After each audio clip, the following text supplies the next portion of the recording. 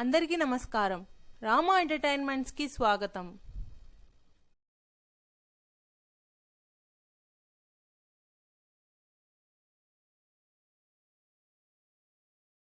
ఈరోజు మనము ఈ వీడియోలో కుజదోషం, దాన్ని అంగారక దోషం అని కూడా అంటుంటారు. దీని గురించి కూలంకుషంగా తెలుసుకుందాం. కుజదోషం అనగానే ఎప్పుడు ఆలోచిస్తారో తెలుసా? వివాహ సమయంలో ఈ కుజదోషం ఉందా లేదా అనేది విచారణ చేస్తారు. కుజదోషం అంటే ఉందా లేదా ఎలా తెలుసుకుంటారు అన్నట్టయితే, కుజుడు 1, 2, 4, 7, 8, 12 స్థానాల్లో గన ఉంటే దాన్ని కుజదోషం అంటారు. అంటే లగ్నం నుంచి 1, 2, 4, 7, 8, 12 స్థానాల్లో కుజుడు ఉన్నట్లయితే దాన్ని కుజదోషం అంటారు. సింపుల్ గా ఇది లగ్న చక్రం చార్ట్, మ్యాచ్ మేకింగ్ చార్ట్ వేస్తారు. ఆ చార్ట్ ఈ స్థానాల్లో కుజుడు ఉన్నాడో లేదో చూసుకుంటారు. కుజదోషం ఉంది లేదు తెలుసుకుంటారు. ఈ కుజుడు మంగళకరుడు, మంగళప్రదుడు, అగ్నితత్వం గలవాడు, మాంగళ్యం తెంచువాడు, హరించువాడు. అందువల్ల కొంచెం జాగ్రత్తగా ఉండాలి కుజుడితో. అగ్నితత్వం గలవాడు అంటే ఎవరైనా తెలిసి పట్టుకున్నా తెలియక పట్టుకున్నా కాలుతుంది. పిల్లవాడు పట్టుకున్నా పెద్దవాడు పట్టుకున్నా కాలుతుంది. అట్లనే ఈ కుజుడితో చాలా జాగ్రత్తగా ఉండాలి. దీనికి పరిహారాలు ఉన్నాయి. అందరు ఇంతవరకు తెలుసుకొని కుజదోషం ఉంది, కుజదోషం ఉన్నోళ్లే కావాలి, కుజదోషం లేనోళ్ళు కావాలి, ఈ మాదిరి చాలా భ్రమలకు పడుతున్నారు, భ్రాంతులకు పోతున్నారు. దీనివల్ల వివాహాలు చెడగొట్టుకుంటున్నారు. దీంట్లో పరిహారాలు చాలా ఉన్నాయి అనే సంగతి పరిహారాలు చూడడం లేదు, అవి తెలుసుకోవడం లేదు. 1, 2, 4, 7, 8, 12 స్థానాల్లో ఉన్నాడా లేడా కుజుడు? ఉంటే ఉంది కుజదోషం. ఇది 3 విధాలుగా చూస్తారు. అంటే లగ్నాత్ చూడడం ఒక పద్ధతి. అదే చంద్ర లగ్నాత్, చంద్రుడు ఎక్కడున్నాడో అక్కడి నుంచి 1, 2, 4, 7, 8, 12 స్థానాల్లో కుజుడు ఉన్నా కూడా కుజదోషం అని. అట్నే శుక్రుడు కూడా ఎక్కడున్నాడో అక్కడి నుంచి 1, 2, 4, 7, 8, 12 స్థానాల్లో కుజుడు ఉన్నా కూడా కుజదోషం ఉంది అని అంటారు. ఇట్లా మనకు ఎక్కడ ఉన్నాడు, ఎన్ని భాగాల్లో ఉన్నాడు, భాగాలు ఎన్ని తెలుసుకోవడం ఎట్లా? లగ్నాత్ ఉన్నాడా, చంద్రాత్ ఉన్నాడా, శుక్రాత్ ఉన్నాడా, అందులో ఎన్ని భాగాలు ఉన్నాడు, మూటిల్లో ఉన్నాడా కుజదోషం, ఇవి మనం కూలంకుషంగా దాన్ని డీటెయిల్డ్ గా మ్యాచ్ మేకింగ్ చేసినప్పుడు చూస్తారు. కుజదోషాన్ని నెగ్లెక్ట్ చేయకూడదు. ప్రతి పాయింట్ కన్సిడరేషన్ తీసుకుంటే వాళ్ళ లైఫ్ హ్యాపీగా ఉంటుంది. మనం వివాహం చేసేదానికి వాళ్ళకి జీవితకాలం ఆనందంగా ఉండాలని చేసే వివాహాన్ని మనం చాలా జాగ్రత్తగా అన్ని కోణాల్లో చూసి మంచిగా ఉండే వాటిని సెలెక్ట్ చేసుకోవటం మంచిది. వాళ్ళ జీవితకాలం హ్యాపీగా ఉంటారు. వాళ్ళు, వారి సంతానం, మన వంశం పెరుగుతూ ఉంటుంది. అందువల్ల ఇది కుజదోషాన్ని తక్కువ అంచనా వేయకుండా జాగ్రత్తగా పరిశీలన చేయాలి. కుజదోషం పరిహారానికి అనేక మార్గాలు ఉన్నాయి. అసలు సగం మందికి పైన కుజదోషం లేనివాడు అంటూనే ఉండడు. జనరల్ గా 70 to 90% దాకా కుజదోషం ఉంటది అందరికి, ప్రతి ఒక్కళ్ళు. కాకపోతే అందరికి పరిహారం అయి ఉంటది. కొంతమందికి ఒక దాదాపు 70 to 80% దాకా పరిహారం ఉంది. ఒక 10% పరిహారం కాదు. ఒక 10% కుజదోషం లేనోళ్ళు ఉంటారు. కుజదోషం లేనోళ్ళు ఉండేవాళ్ళు చాలా తక్కువ. అందువల్ల ఇది సర్వసాధారణమే. మనకు షుగర్, బీపీలు ఎలా వస్తున్నాయో అలానే ఈ కుజదోషం కూడా మన వంశపారంపర్యంగా మనకు వస్తూనే ఉంటది. అందువల్ల మీరు చేసుకున్న పూర్వజన్మ సుకృతాలను బట్టి ఈ కుజదోషం అనేది వస్తుంది. కుజదోషం అని, తర్వాత కాలసర్ప దోషం అని, ఇట్లాంటి దోషాలన్నీ వస్తుంటాయి. అందులో మనం ఈ రోజు కుజదోషం అని పూర్తిగా కూలంకుషంగా తెలుసుకుంటాం. ఈ కుజదోషం మనం చూసినట్టయితే ఒకరి జాతకంలో ఈ కుజదోషం ఒక భాగం ఉండి రెండో జాతకంలో లేకపోతే వివాహం అయిన ఎడలో వాళ్ళ మధ్య కొద్ది కలహాలు ఉంటాయి అంతే, అంతకంటే అంటే ఒకరి జాతకంలో ఒక్క భాగమే ఉంది కుజదోషం. ఏది లగ్నాత్ గాని, చంద్రాత్ గాని, శుక్రాత్ గాని ఏదో ఒకటే ఉంది. వేరే వాళ్ళ అమ్మాయి జాతకంలో ఒక భాగం ఉంటే అబ్బాయి జాతకంలో అసలు లేదనుకోండి, అట్లాంటప్పుడు వారి మధ్య కలహాలు ఏర్పడతాయి. అలా కాకుండా ఒకరి జాతకంలో ఈ కుజ దోషం ఒక భాగం ఉండి, రెండవ జాతకంలో 2 భాగాలు దోషం ఉండి,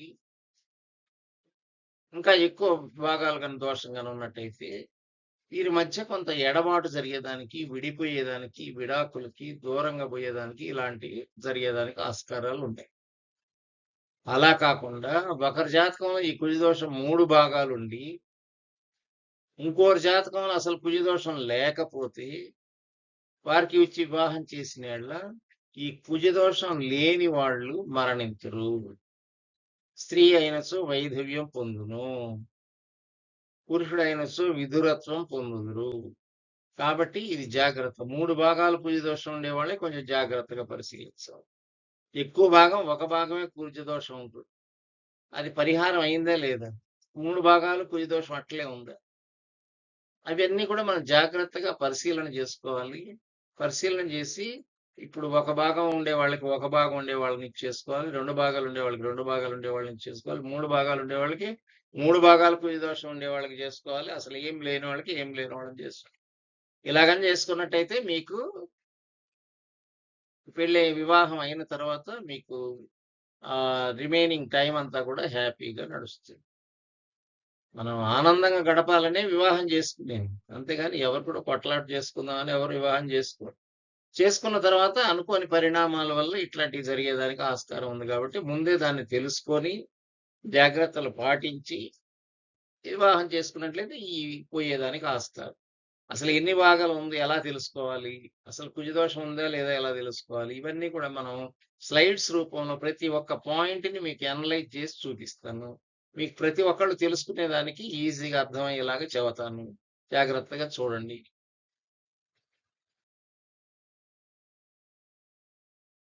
ఈ కుజదోషం ఉంది అంటారు. పరిహారం అయిందా లేదా ఎలా తెలుసుకోవాలి?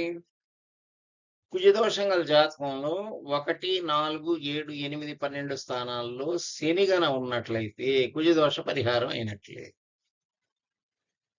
ఏంటి? కుజదోషం గల జాతకం తీసుకొని 1వ స్థానం, 4వ స్థానం, 7వ స్థానం, 8వ స్థానం, 12వ స్థానం చూడాలి. అందులో కుజుడు ఉన్నట్లయితే, అందులో శని ఉన్నట్టయితే ఈ కుజదోషం పరిహారం అయింది.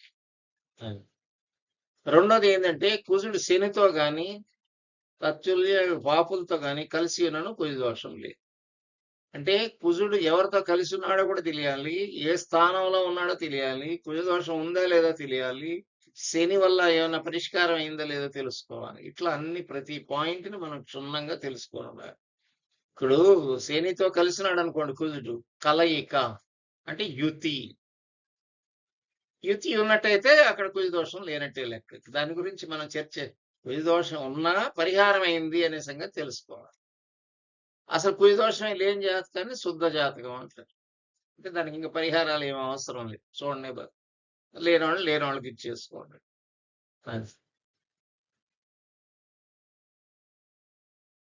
కుజుడు అస్తంగతుడైన నీచలో ఉన్న శత్రుక్షేత్రంలో ఉన్న కుజదోషం ఉండదు. అస్తంగతుడు అంటే రవికి దగ్గరగా కుజుడు వెళ్ళడాన్ని అస్తంగతుడు అంటారు. నీచ క్షేత్రంలో ఉన్న, నీచ క్షేత్రం అంటే ఏంటి? కర్కాటకం నీచ కుజుడికి, ఉచ్చ మకరం. అందువల్ల కర్కాటకంలో ఉన్న ఇట్లా లేదు శత్రుక్షేత్రాల్లో ఉన్న ఈ కుజదోషం ఉండదు. అది ఇది ఒక రకమైన పరిహారం.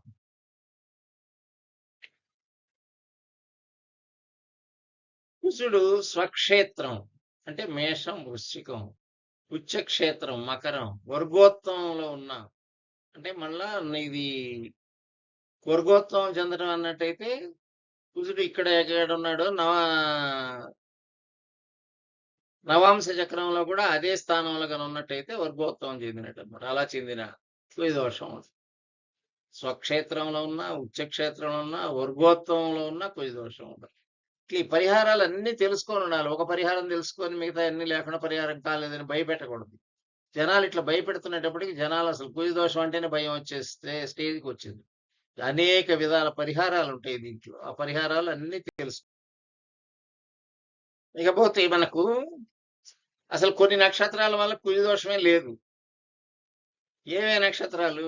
అశ్విని, మృగశిర, పునర్వసు, పుష్యమి, ఆశ్లేష, ఉత్తర, స్వాతి, విశాఖ, పూర్వాషాఢ, ఉత్తరాషాఢ, శ్రవణం, ఉత్తరాభాద్ర, రేవతి.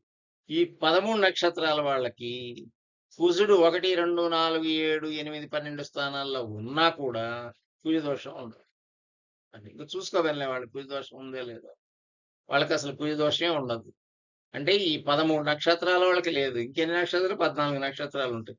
ఈ 14 నక్షత్రాల్లో చాలా పరిహార మార్గాలు. అందువల్ల అవన్నీ కూడా మనం తెలుసుకోవాలి. పరిహారం అయిందా లేదా అనేది కూడా చూసుకోవాలి. చూసుకొని మనం పరిహారం అయితే మనకి ఇబ్బంది ఏం అది. ఇంకా చూద్దాం. ఇప్పుడు కుజదోషం ఎన్ని భాగాలు ఉంది అనేది తెలుసుకుందాం. ఇప్పుడు లగ్నం నుంచి కుజుడు ఎక్కడ ఉన్నాడో చూడండి. లగ్నం 1, 2, 3, 4. 4లో ఉన్నాడు. 4లో ఉంటే కుజదోషం ఉన్నట్టే. శుక్రుడి నుంచి 2లో ఉన్నాడు. కుజదోషం ఉన్నట్టే. చంద్రుడి నుంచి ఇక్కడి నుంచి లెక్కేస్తే ఇదంతా 12. 12లో ఉన్నాడు. కుజదోషం ఉన్నట్టే.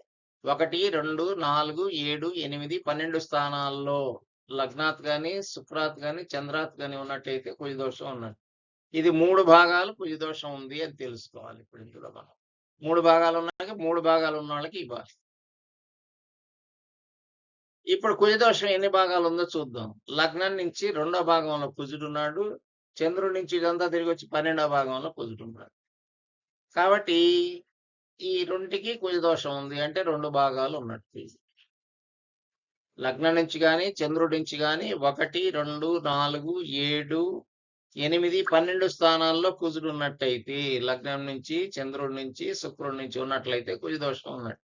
ఇప్పుడు ఇట్లా రెండు దగ్గర నుంచి లగ్నం నుంచి చంద్రుడి నుంచి ఉన్నాడు అనుకో 2 భాగాలు ఉన్నట్టు లెక్క. ఇది వృషభ లగ్నంలో పుట్టారు. కుజుడు 1, 2, 3, 4లో ఉన్నాడు. 4లో ఉంటే కుజదోషం ఉన్నట్టు. శుక్రుడి నుంచి కుజుడు ఎక్కడ ఉన్నట్టు ఇదంతా తిరిగి వస్తే శుక్రుడి నుంచి 1, 2, 3, 4, 5, 6, 7, 8, 9, 10, 11, 12లో కుజుడున్నాడు. కాబట్టి ఇది కూడా కుజ దోషం ఉన్నట్టు. అంటే వీటి లగ్నం నుంచి ఉంది, శుక్రుడి నుంచి ఉంది. కాబట్టి 2 భాగాలు కుజ దోషం ఉంది అని తెలుసుకోవాలి మనం. ఇప్పుడు మీకు ఎన్ని భాగాలు కుజ దోషం ఉంది ఈజీగా లెక్క కడుతున్నారు. ఇప్పుడు లగ్నం నుంచి కుజుడు 2లో ఉన్నాడు. చంద్రుడి నుంచి 1, 2, 3, 4, 5, 6, 7, 8, 9, 10, 11, 12లో ఉన్నాడు. చంద్రుడి నుంచి 12లో ఉన్నాడు. లగ్నం నుంచి 2లో ఉన్నాడు. కాబట్టి 2 భాగాలు కుజ దోషం ఉన్నట్టు లెక్క. అది ఇట్లా ప్రతిదీ క్యాలిక్యులేషన్ చేయగలగాలి మనం. అందువల్ల మీకు ఇట్లా డయాగ్రమాటిక్గా వేసినట్టయితే ఎక్కడ కుజుడు ఉంటే మీకు కుజ దోషం ఉంది లేదు, చంద్రుడి నుంచి ఎన్నో దాంట్లో ఉన్నాడు, లేదు శుక్రుడి నుంచి ఎన్నో దాంట్లో ఉన్నాడు. ఇట్లా మన కుజ దోషం ఎన్ని భాగాలు ఉంది కూడా కనుక్కోవడం తెలుసుకోవాలి. ఇక్కడ లగ్నం నుంచి కుజుడు 2వ స్థానంలో ఉన్నాడు. కాబట్టి ఒక్క భాగమే కుజ దోషం. అంటే చంద్రుడి నుంచి లేడు, శుక్రుడి నుంచి లేడు కాబట్టి లగ్నం నుంచి ఒక్కటే ఉన్నాడు కాబట్టి కుజ దోషం ఒక భాగమే ఉంది అని తెలుసుకోవాలి. ఇప్పుడు ఇక్కడ లగ్నాత్ లేదు, శుక్రాంత్ లేదు, చంద్రుడి నుంచి 2వ దాంట్లో ఉంది కుజ దోషం, ఒక భాగం ఉన్నట్టు లెక్క అన్నమాట. చంద్రుడి నుంచి మాత్రమే కుజ దోషం. ఎక్కడి నుంచి కుజ దోషం? ఇప్పుడు శుక్రుడి నుంచి కుజుడు ఎన్నో దాంట్లో ఉన్నాడు? 7వ స్థానంలో. శుక్రాత్ కుజ దోషం ఉంది అంటే ఒక భాగం ఉన్నట్టు. లగ్నాత్ లేదు, చంద్రాత్ లేదు కాబట్టి అది రాయలేదు ఇందులో. ఇక్కడ ఉన్నదాన్ని ఒకటే రాశాం కాబట్టి ఒక భాగం కుజ దోషం ఉంది. ఇక్కడ లగ్నం ఎక్కడ ఉందో చూడండి. లగ్నం మెయిన్ ఇంపార్టెంట్. లగ్నం నుంచి కుజుడు ఎన్నో స్థానంలో ఉన్నాడో చూసుకోవాలి. ఇక్కడ నుంచి 1, 2, 3, 4, 5, 6 స్థానం. 6వ స్థానం అంటే కుజ దోషం లేదు. శుక్రుడి నుంచి 1, 2, 3, 4, 5వ స్థానం అంటే కుజ దోషం లేదు. చంద్రుడి నుంచి 1, 2, 3, 4, 5, 6, 7, 8, 9, 10వ స్థానంలో ఉంటే కుజ దోషం. కుజ దోషం ఎక్కడ ఉంటే ఉంటుంది? 1, 2, 4, 7, 8, 12 స్థానాల్లో ఉంటే ఉంటుంది. అవి కాకుండా ఇట్లుందనుకో కుజ దోషం లేనట్టే. ఇది శుద్ధ జాతకం అంటారు. ఇట్లుంటే శుద్ధ జాతకం అంటే ఏంటి? అస్సలు కుజ దోషం లేదు, దానికి పరిహారం ఏం అవసరం లేదు. అది ఇక్కడ చూడండి, ద్వితీయ కుజ దోషం మిథున కన్యలకు లేదు. మిథునానికి కన్యకి ఇప్పుడు ఇక్కడ లగ్నం వృషభ లగ్నం అయ్యి మిథునంలో గన కుజుడు ఉన్నట్టయితే, ద్వితీయంలో ఉన్నట్టయితే కుజ దోషం లేదు. సింహంలో ఉండి కన్యలో గన కుజుడు ఉన్నట్టయితే కుజ దోషం లేదు. అది కూడా చూపిస్తుంది. ద్వితీయ కుజదోషం మిథున కన్యలకు లేదు. మిథునంలో కుజుడుండి అది ద్వితీయం అయినట్లయితే కుజదోషం లేదు. ద్వితీయ కుజ దోషం మిథున కన్యలకు లేదని ఇందాక చెప్పుకున్నాం. అంటే సింహలగ్నమై కుజుడు గన ఇక్కడ ఉన్నట్టయితే కన్యలో ఉన్నట్టయితే కన్యకు గాని మిథునానికి గాని ఇందాక వృషభ లగ్నం చూసి మిథునంలో కుజుడు ఉంటే లేదనుకున్నాం. ఇప్పుడు సింహ లగ్నమై కుజుడు ఇక్కడ గాని ఉన్నట్టయితే కుజ దోషం లేదు అని అర్థం. అంటే ద్వితీయంలో ఉండి కుజ దోషం లేనట్టే లెక్క. అది ఇప్పుడు ద్వాదశం అంటే 12వ స్థానం కుజుడుండి అది వృషభ తుల అయితే కుజ దోషం లేదు.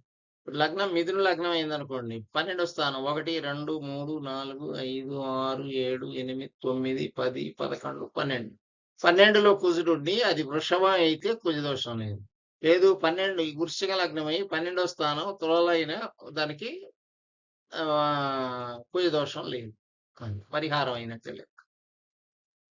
జాగ్రత్తగా చూసుకోవాలి ఇది. అందుకని నీకు ఇట్లా డయాగ్రమాటికల్ గా చెప్పినట్టయితే మీకు ఆ దోషం ఈజీగా తెలుసుకుంటారని. లగ్నం ఎక్కడ, 12వ స్థానం ఎక్కడ, కుజుడు ఎక్కడ ఉన్నాడు, దీన్ని బట్టి కుజ దోషం లేదు అని ఈజీగా తెలుసు. ద్వాదశ కుజ దోషం వృషభ తులలకు లేదు. ద్వాదశం అంటే ఏంటి? 12వ స్థానంలో కుజుడు ఉన్నట్లయితే అది 12వ స్థానం వృషభం గాని తుల అయితే అందులో కుజుడు ఈ రెంటిల్లో ఉన్నట్టయితే కుజ దోషం లేదు. 12వ స్థానం అంటే లగ్నం నుంచి ఇదంతా తిరిగి పక్కకు వచ్చినట్టయితే 12వ స్థానం. 12వ స్థానంలో కుజుడు ఉన్నాడు కాబట్టి అది తులలో ఉన్నాడు కాబట్టి కుజ దోషం లేదు. వృషభంలో ఉన్నా కూడా లేదు. అలాంటిది ఇంకోటి కూడా. చతుర్థ కుజ దోషము మేష వృశ్చికాలకు లేదు. ఇప్పుడు మేషంలో కుజుడుండి అది 4వ స్థానం అయి ఉండాలి లగ్నం నుంచి. అంటే మకర లగ్నం అయితే గాని 1 2 3 4 ఇట్లా ఉన్నట్టయితే కుజ దోషం ఉండదు. వృశ్చికంలో ఉన్నా కూడా కుజ దోషం లేదు. అది కూడా చూద్దాం. ఇప్పుడు చతుర్థ కుజ దోషం మేషం చూసేందాక ఇప్పుడు వృశ్చికాలకు కూడా లేదు. అంటే సింహలగ్నం అయితే వృశ్చికంలో కుజుడుండి అది 4వ స్థానం అయి ఉంటే అప్పుడు కుజ దోష పరిహారం. కుజుడు 4వ స్థానంలో ఉంటే 1 2 4 7 8 12 స్థానాల్లో ఉంటే కుజుడు కుజ దోషం ఉన్నట్టే. ఇక్కడ మేషం వృశ్చికాలకు 4వ స్థానంలో కనుక ఉన్నట్టయితే కుజుడు అది పరిష్కారం అయినట్టే.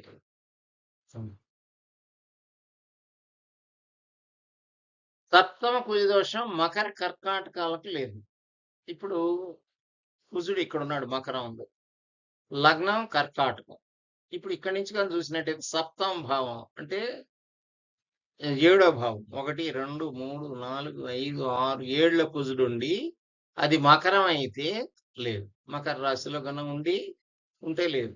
అదే కర్కాటకంలో ఉండి ఇక్కడ లగ్నం అయిందనుకో అట్లా కూడా ఉండదు. అది కూడా చూద్దాం. ఇప్పుడు సప్తమ కుజ దోషం మకర కర్కాటకం లేదు. ఇప్పుడు కర్కాటకంలో కుజుడు ఉన్నాడు, మకర లగ్నం. ఇక్కడి నుంచి 1 2 3 4 5 6 7 సప్తమ భావం అంటే 7వ భావనం. ఇక్కడ కుజ దోషం మకర కర్కాటకాలు అయ్యి ఇక్కడ మకరం కర్కాటకం ఈ 2 స్థానాల్లో గన కుజుడు ఉండి అది 7వ స్థానం గన అయినట్టయితే కుజుడు ఉండేది లగ్నానికి అక్కడ కుజ దోషం ఉండదు. అది లగ్నం నుంచి 7వ స్థానం ఉండాలి, కర్కాటక రాశిలో ఉండాలి. అది కర్కాటకం అయి ఉండాలి, లేదు మకరం అన్న అయి ఉండాలి. ఉంటే అప్పుడు సప్తమ భావం అయి ఉండాలి. అప్పుడు కుజ దోషం. ఇక అష్టమ కుజ దోషం ధనుర్మీనములకు లేదు. ఇప్పుడు ఇది ఇక్కడ ధనుస్సులో కుజుడు ఉంది.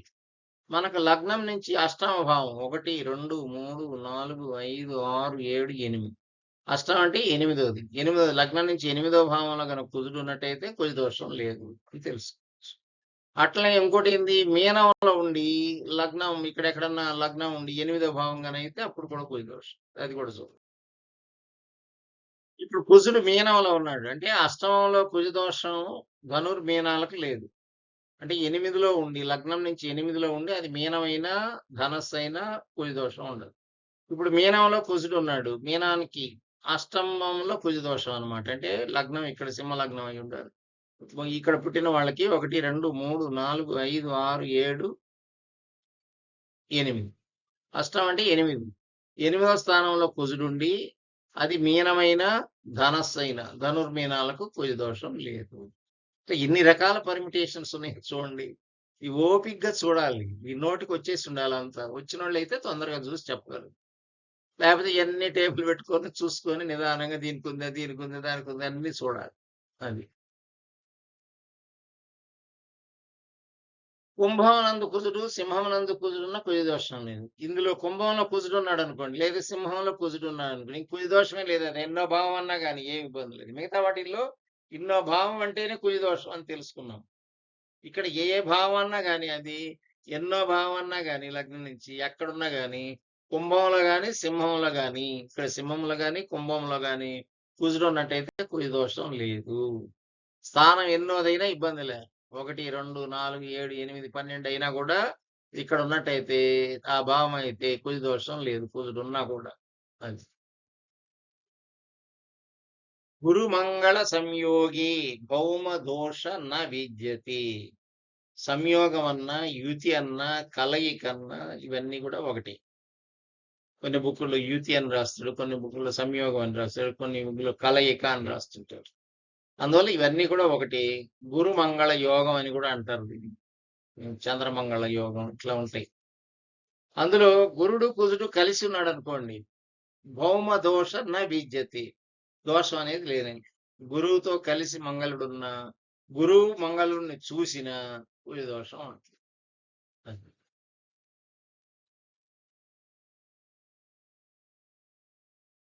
చంద్రమంగళ సంయోగి భౌమ దోష న విద్యతే అంటే చంద్రమంగళ యోగం అంటారు. సంయోగం అంటే చంద్రుడు కుజుడు కలిసి ఒక రాశిలో ఉన్నట్లయితే ఆ కుజ దోషం లేనట్లే. చంద్రుడు చూసినా కుజుడిని, చంద్రుడు కలిసిన కలయిక యుతి ఉన్న కుజ దోషం లేనట్లే. అందువల్ల మనం కొంచెం జాగ్రత్తగా పరిశీలన చేయాలి. ఎన్ని రకాలుగా కుజ దోషం పరిష్కారం ఉందనేది తెలుసుకోవాలి. చంద్ర మంగళ, మంగళకరుడు అంటే ఎవరు? కుజుడు. చంద్రుడు కుజుడు సంయోగం ఒకే రాశిలో గన ఉన్నట్టయితే, ఇద్దరు కలిసి కలయిక ఉన్నట్టయితే కుజదోషం లేదు అని తెలుసుకోవాలి. చంద్రుడు ఎప్పుడు కూడా తాను ఉన్న స్థానం నుంచి 7వ స్థానాన్ని చూస్తుంటాడు. 1, 2, 3, 4, 5, 6, 7. 7వ స్థానాన్ని చూసినట్టయితే కుజుణ్ణి వీక్షించిన, వీక్షణ చూచిన, వీక్షితే స్నహితౌ న దోషస్య. చంద్రుడు గాని బృహస్పతి, బృహస్పతి అంటే ఎవరు? గురువు. గురువు గాని కుజుడిని చూస్తే కుజ దోషం పోయినట్లు. ఇంకా బృహస్పతి కూడా ఇక్కడ చంద్ర బృహస్పతి వీక్షితే నహితౌ నా దోషస్య అన్నారు. అంటే గురువు 1, 2, 3, 4, 5వ స్థానాన్ని చూస్తున్నాడు. అంటే గురువుకి విశేష దృష్టిలు ఉంటాయి. అన్ని గ్రహాలు 7వ స్థానాన్ని చూస్తుంటాయి. గురువుకి మాత్రం 5, 7, 9వ స్థానాన్ని కూడా చూస్తారు. అందువల్ల వాళ్ళు ఏ దృష్టితో అయినా కానీ కుజుడిని చూసినట్టయితే 5, 7, 9 అన్ని గ్రహాలు 7 చూస్తాయి. గురువుకి విశేష దృష్టి ఉంటుంది. అది 5, 9 స్థానాలను కూడా చూస్తాడు. 5వ స్థానంలో ఉన్న, 9వ స్థానంలో ఉన్న, 7వ స్థానంలో కుజుడు ఉన్న గురువు చూసినట్లయితే గురువు నుంచి అప్పుడు అది కుజ దోషం లేనట్లే. గురువు చూసినా, చంద్రుడు చూసినా కుజ దోషం లేదు. ఇక్కడ ఒక కుజ దోషం పెండ్లి అయ్యేటప్పుడు 2 జాతకాలను పెట్టి పరిశీలన చేస్తారు. చేసినప్పుడు అప్పుడు కూడా కొన్ని పరిహారాలు వస్తాయి. ఒక జాతకంలో ఏదైనా కుజ దోష స్థితి ఉండి వేరే జాతకంలో అక్కడ పాపగ్రహ స్థితి ఉన్నట్లయితే, పాపగ్రహం ఉన్నట్టయితే పరిహారం అయింది. అట్లనే ఒకరి జాతకంలో కుజ దోషం ఒక స్థానంలో ఉంటే అవతల వారి జాతకంలో అక్కడ శని గ్రహం ఉన్నా, ఇప్పుడు ఒక స్థానంలో కుజుడు ఉన్నాడు, కుజ దోషం వచ్చింది. అవతల వాళ్ళ జాతకంలో కూడా అదే పాయింట్ లో శని ఉన్నా కూడా అదే స్థానంలో కుజ దోషం పరిహారం అయినట్లే. అందువల్ల వివాహం అయిన తర్వాత కూడా కొన్ని పరిష్కారాలు ఉంటాయి. సప్తమంలో కుజుడుండి గురు దృష్టి ఉంటే పరిహారం కావడమే కాకుండా అన్ని సౌఖ్యాలు వస్తాయి. మంచి భార్య వస్తుంది అతనికి, మంచి ఆనందం కలిగే జీవితం కలుగుతుంది. ఇవన్నీ కూడా ఉంటాయి. సప్తమంలో కుజుడుండి గురు దృష్టి ఉండాలి. ఉంటేనే అప్పుడు పరిహారం అవటమే కాకుండా మిగతా సౌఖ్యాలు కూడా వస్తుంటాయి. గురువు నుంచి అన్ని శుభ ఫలితాలు కూడా ఉంటాయి. అందువల్ల మనం జాగ్రత్తగా ఈ కుజదోషం అనేది పరిహారం ఉందా లేదా, అయిందా కాలేదా, ఎన్ని భాగాలకు కుజదోషం ఉంది, అబ్బాయికి ఎన్ని భాగాలు ఉంది, అమ్మాయికి ఎన్ని భాగాలు ఉంది, ఈ 2 మ్యాచ్ మేకింగ్ చేసినప్పుడు పరిహారం అయినాయా, విడివిడిగానే పరిహారం అయినాయా, వీళ్ళకి ఎన్ని భాగాలు ఉన్నాయి, వాళ్ళకి ఎన్ని భాగాలు ఉన్నాయి. సమభాగాలు ఉండేవాళ్ళు వివాహం చేసుకోవటం మంచిది. 3 ఉండేవాళ్ళు 3 ఉండేవాళ్ళని, 2 ఉండేవాళ్ళని 2 ఉండేవాళ్ళని, 1 ఉండేవాళ్ళు 1 ఉండేవాళ్ళని పరిష్కారం చేసుకుంటే మ్యారేజ్ చేసుకున్నట్టయితే మంచిది. కుజ దోషం లేని వాళ్ళని చేసుకుంటే మంచిది. దీనికి కొంతమంది రకరకాలు పరిహారాలు చెబుతున్నారు. కొంతమంది భయపెడుతున్నారు. కొంతమంది అదరగొడుతున్నారు. గా అక్కడే పోయి సుబ్రహ్మణ్య స్వామి దగ్గర పూజ చేయండి అంటారు. ఇక్కడే పోతుంది, ఇక్కడ పోండి, అక్కడ పోండి అని భయపిచ్చేస్తున్నారు జనాలు. చాలా మంది కళ్ళెంబడి నీళ్లు పెట్టుకుంటున్నారు. ఏం చేయాలి? అక్కడ పోమంటారా? ఇక్కడే పోమంటారా? ఏది పోయినా అన్ని చేసినా కూడా ఏం కావటం లేదండి. మ్యారేజ్ కావటం లేదండి. కొంతమంది వివాహం డిలే అవుతుందని కొంతమంది, దీని వల్లనే డిలే అవుతుందని అన్నాడండి ఒకాయనని. ఇట్లా రకరకాలుగా భయపెడుతున్నారు. కొంతమంది పండితులు అసలు కుజదోషం అనేది లేనే లేదంటాడు ఒకాయన. ఒకాయన మగవాళ్ళకి లేదు కుజదోషం, ఆడవాళ్ళకి కుజదోషం అంటాడు. ఒకాయన కుజదోషం అనేది ఎప్పుడు పవర్‌లోకి వస్తుందంటే, నీకు కుజ దశ ప్రారంభమైనప్పటి నుంచి అప్పుడు నీకు కుజదోషం ఇంప్లిమెంటేషన్‌లోకి వస్తుంది. కుజ దశ అయిపోయిందనుకో ఆల్రెడీ వాళ్ళకి ఇంక ఇబ్బంది ఏం లేదు. లేదు చివరి దశలో నీకెప్పుడో కుజదోషం వస్తుంది. అంటే ఈ దశలు కూడా మనం తెలుసుకొని ఉండాలి. అంటే అశ్విని నక్షత్రం, మొదటి నక్షత్రం వాళ్ళకి 3 భాగాలు చేసి 3 లైన్‌లు గీసుకున్నట్టయితే, వాళ్ళకి ఫస్ట్ దశ ఏమొస్తుంది? కేతు దశ వస్తుంది. 7 సంవత్సరాలు ఉంటుంది. తర్వాత శుక్ర దశ 20 సంవత్సరాలు ఉంటుంది. తర్వాత రవి దశ 6 సంవత్సరాలు ఉంటుంది. చంద్ర దశ 10 సంవత్సరాలు. తర్వాత కుజ దశ వస్తుంది 7 సంవత్సరాలు. తర్వాత గురు దశ 18 సంవత్సరాలు. తర్వాత రాహు దశ 18 సంవత్సరాలు. గురు దశ 16 సంవత్సరాలు. తర్వాత శని దశ 19 సంవత్సరాలు. బుధ దశ 17 సంవత్సరాలు. మొత్తం కలిపితే ఈ వింశోత్తరులు ఈ దశలన్నీ కూడినట్టయితే నీకు 120 సంవత్సరాలు ఉంటుంది.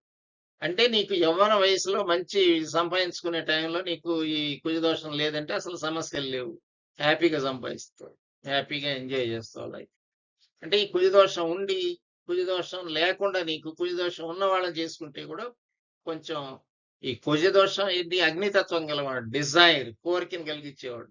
ఆ కోరికను ఇద్దరు లెవెల్‌లో సాటిస్ఫై అవ్వాలి. సాటిస్ఫై అయినప్పుడే అది సంసారం ఒకటిగా ఉంటుంది. లేకపోతే పక్కదారులు పెట్టేదానికి ఆస్కారం ఉంటుంది. అందువల్ల వాళ్ళకి ఈగోస్ ప్రాబ్లమ్స్ ఎక్కువవుతాయి. నువ్వేందనేది. వాళ్ళిద్దరూ తగులాడుకోవటాలు, ఇట్లా గలాటాలు ఇవన్నీ వచ్చేదానికి ఆస్కారం ఉంటుంది. డైవర్స్‌లు, విడిపోవడాలు ఇవన్నీ లేకుండా జాగ్రత్తగా వాళ్ళని జాగ్రత్తగా గమనించి మనకు పరిహారాలు ఖచ్చితంగా ఉంటాయి. అందరికీ ఉంటాయి పరిహారాలు. 70% పైన పరిహారాలుంటాయి. ఒక 10% ఏమైనా పరిహారాలు ఉండకపోవచ్చు. అట్లాంటి వాళ్ళు పరిహారం లేని వాళ్ళు ఏం చేయాలంటే కుజదోషం ఉండేవాళ్ళు సుబ్రహ్మణ్య స్వామి దగ్గర ఒక 7 మంగళవారాలు పోయి చుట్టూ ప్రదక్షిణ చేసి అక్కడ ఒక ఎర్ర జాకెట్ గుడ్డలో కందులు 1 కిలో తీసుకొని దానం ఇవ్వటం నేర్చు. ఒక మంగళవారం మాత్రం 108 ప్రదక్షిణాలు చేయండి. మిగతా రోజు చేసినా చేయకపోయినా ఒక మంగళవారం 7 మంగళవారాల్లో ఒక మంగళవారం 108 ప్రదక్షిణాలు చేయండి. కొంత దోషం నివారణ జరుగుతుంది. ఖచ్చితంగా అవుతుంది.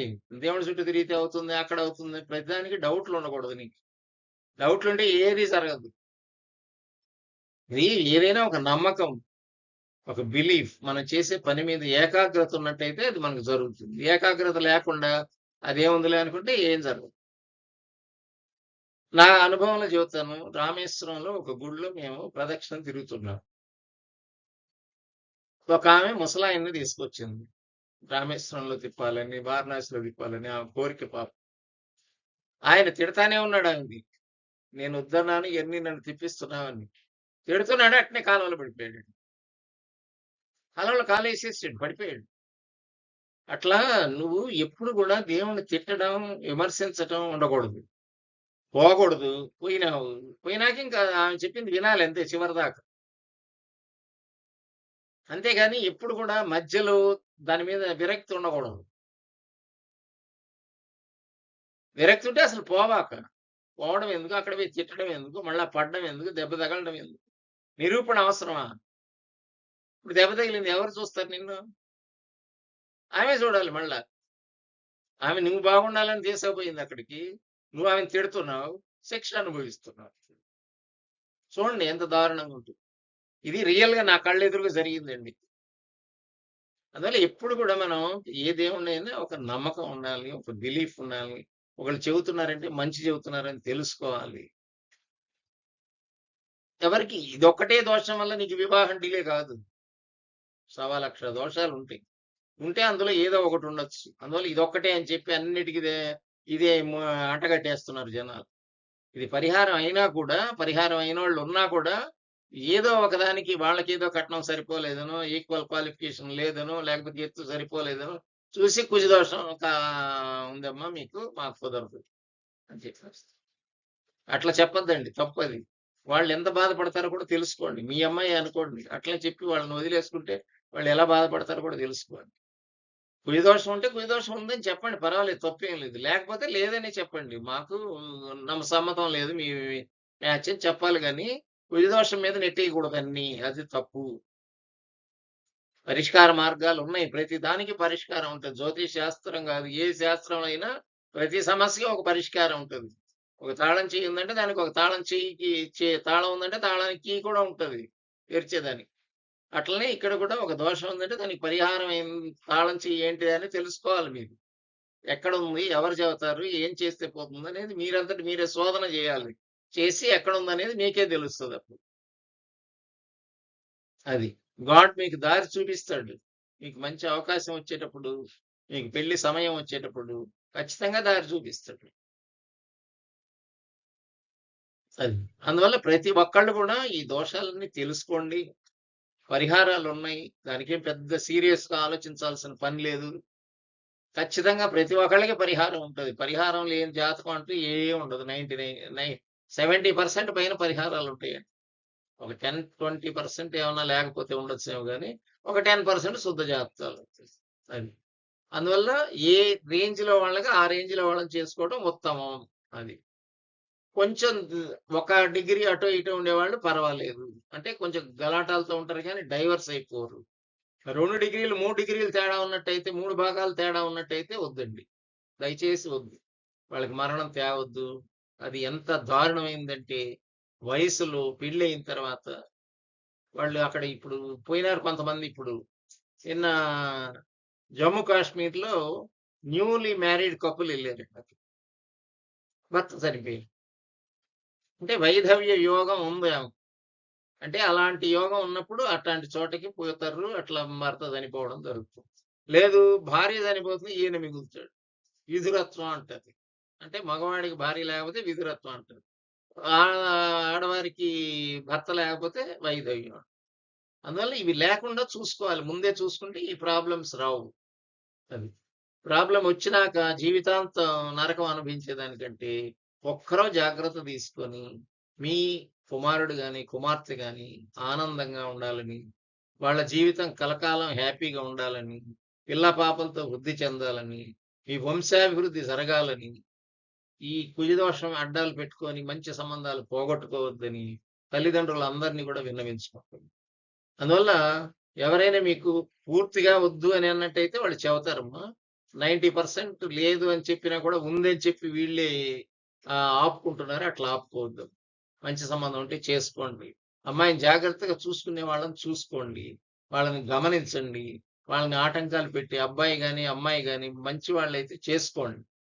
చేసుకున్నట్టయితే చివరిదాకా వాళ్ళ వయసు ఇప్పుడు నా దగ్గర కొంతమంది వస్తున్నారు. 35 సంవత్సరాల వాళ్ళు వస్తున్నారు. 35 సంవత్సరాలు కూడా పెళ్ళిళ్ళు కావటంలా. లేదు, పెళ్ళయి ఎంబడే డైవర్స్ అయిపోయిన వాళ్ళు వస్తున్నారు. మళ్ళా రెండో పెళ్లి కావాలనే వాళ్ళు వస్తారు ఎక్కువ మంది. అందువల్ల డైవర్స్‌లు కాకుండా ఉండాలంటే మీకు తగ్గ సమఉజ్జీలతో పెళ్లి చేసుకుంటే హ్యాపీగా ఉండొచ్చమ్మా. అందలం ఎక్కి పైకి ఎక్కాలి, కింద పడిపోతాం. అందువల్ల కోరికలు కూడా లిమిట్ చేసుకోండి అందరూ. ఈ మన జీవితం ఎంతో చిన్నది. మనం ఎంతో బతికేది ఏం లేదు. 120 సంవత్సరాలు మాక్సిమం ఎవరైనా. అందరికీ ఈ కుజదశ వస్తుంటది, పోతుంటది. పోయిన వాళ్ళకి ఏం లక్కీ. రానా ఎప్పుడో చివరి దశలో వచ్చేవాడికి ఏంది 70 ఏళ్ళు, 90 ఏళ్ళ తర్వాత వచ్చిన వాళ్ళకి ఏముంది చెప్పు. అంతా దశ అంతా అయిపోయింది. ఎంజాయ్ చేయాల్సిన పని అంతా అయిపోతుంది. అట్లాంటప్పుడు ఆ దశ వచ్చినా వాళ్ళని ఏం చేయలేదు. అందువల్ల 90% దాకా మీకు పరిహారాలు అయిపోతాయి కాబట్టి ఎవ్వరు కూడా బాధపడాల్సిన పని లేదు. కుజదోషం అనేది జస్ట్ షుగర్, బీపీ లాంటిది అనుకొని వదిలేసుకోవచ్చు. కాకపోతే సీరియస్‌గా కొన్ని విషయాలు గమనించాలి. నేను ఒక విషయం చెప్పాను. 3 భాగాలుండి ఒకళ్ళకి అసలు కుజదోషం లేని వాళ్ళని అస్సలు ఇవ్వద్దు. అట్లిస్తే చాలా డేంజర్. అదొక్కటి మాత్రం గమనించుకోండి. మిగిలినవన్నీ కొట్టుకొచ్చేస్తాయి అవి. Thank you one and all for watching this video. ఇది అందరికీ మీ ఫ్రెండ్స్‌కి, తర్వాత ఎవరన్నా నీడీ పీపుల్‌కి, వివాహం కాని వాళ్ళకి అందరికి కూడా ఈ వీడియోని పంపించి ఎన్‌లైటన్ చేయాల్సిందిగా కోరుతున్నాను. Thank you one and all for watching this video.